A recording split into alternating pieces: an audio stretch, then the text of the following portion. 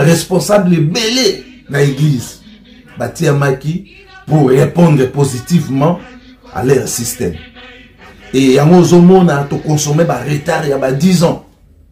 Yango zomona manquement na autorité à chef spirituel.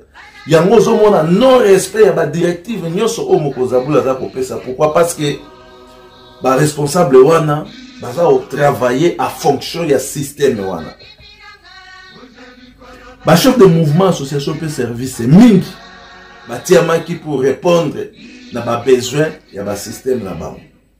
Et ma paroisse est belée. N'est pas tout suite détecté. Ma paroisse est belée. Ils ont listé comme ma paroisse, mais ils ont chida ya batu. Chida ya batu na ndenge nini. C'est-à-dire, mutu a créé paroisse na ye atindi mutu kuna, abiyo zala kuna, marambutu shengai. Batu a bazali. Yango tolobi, tout travailler pour l'intérêt ya lingomba. Biso tozali implanter, tozali ko luka ndenge nini ya ko implanter système ya papa Simon Kimbangu ya sika. Ndenge tolobaki bokoyeba mikolo ekoya bokoyeba ba sorte ya ba système wana, oyeba sorte ya système wana, il s'agit de quel système? Et na kati ya système wana, tozali na deux branches oyo ezali très important, ezali ko intéresser biso. Ezali système de fonctionnement na système de contrôle. C'est-à-dire l'ingomba, ils allaient dans ndenge yango etambola. Alors, il faut tout contrôler l'ingomba par rapport à ndenge l'ingomba etambolaka. Nous sommes en train de travailler sur base du système de fonctionnement dans le point wana. Et puis, nous allons sur un système système de contrôle. C'est-à-dire tambalobi l'ingomba esale makabo, il faut to yeba to kobanda ko détecter na paroisse boy lelo tintani esalemi boy, na paroisse boy lelo mbongo ekoti boy, na esika boy lelo mbongo esali boy. Imaginez-vous que lingomba na biso ndenge ezali wana soki tolobaki ke rapport financier nyonso ebandaka kokoma na nkamba après chaque dimanche, et kamba ayeba sikoyo ndenge nini akoki kokanalize batu na batu bayeba utilisation ya ba recette wana ya ba nini ya ba recette financière wana nkambe lingaki ezala ndenge nini, nkambe lingaki ezala ndenge nini. Mais okomona yango ke lingomba na niveau ya sommet etika ba paroisse indépendant, et ba paroisse wana pe indépendant baza ko œuvrer de manière indépendante, et baza ko œuvrer sikoyo selon ba coopéra ba nani ba kere ya kope oyo ba kotsaki na ba kere ya système oyo ba kotsaki na kati ya lingomba ya koloba ete nkamba ndenge ezali bobe église kimbangise ndenge ezali boye ezali shida na biso, il faut to kende neti mbongo ezali kuna batintsani ezali kuna banini ezali kuna tokobikela kuna. Yango omoni même évangélisation ekomi faible na kati ya lingomba na biso.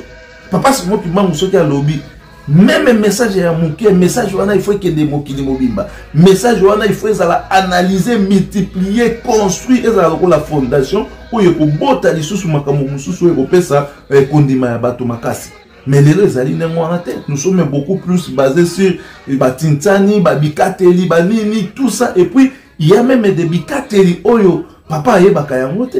Ou mona kabe babengi bino, oh papa sengi boy, ou landeli pe papa yebine makambo ate. Et tango pe ezokende directement epa ya ba pasteur oyo baza na connexion. Tinda mbongo awa, tinda mbongo awa, tinda mbongo boy, tinda boy, tinda boy. Tout ça c'est pas bien. Alors il faut to œuvrer awa toko pesa batu te ke no to ya kotanga ba kombo ya bato, mais to œuvrer kaka pona ko handicaper système oyo ezali ko dévaloriser œuvre salvatrice ya papa Simon Kimbangu. Donc voilà batata ba maman oyo nyonso azali na posa ya ko contribuer na système oyo biso tozali ko sala, oyo nyonso azali na posa ya ko contribuer pona ko kwesa système ya mabe oyo ezana ngo facile, ezana ngo facile. Information nyonso oyo kokuta na mona nzela na yo tindela biso, et biso tokoyaka kate ko lobela yango tozali pe ko travailler ndenge nini ya ko handicaper yango. Tozali na bato, tozali na nini, tozali na bato oyo tozali pe ko travailler na bango oyo pe ba yebi ke non il faut to sauver lingomba bato bazali.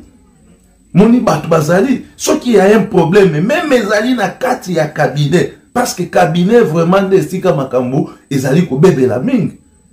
Cabinet vraiment nde makambo esika ezali kobebela mingi.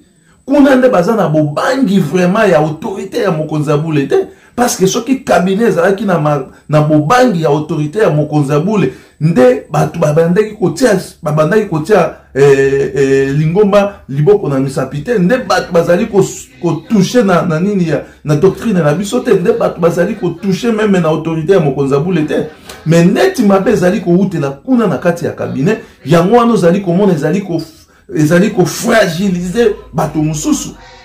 Moni biso soki ezali esprit oyo nzambe akatisa, nzambe atiaki na kati na biso te, nde tosi tolala kala parce que nde tolobelaka esu makambo oyo te, mais tellement tomonaki ete nous allons combattre même ceux qui sont là-bas.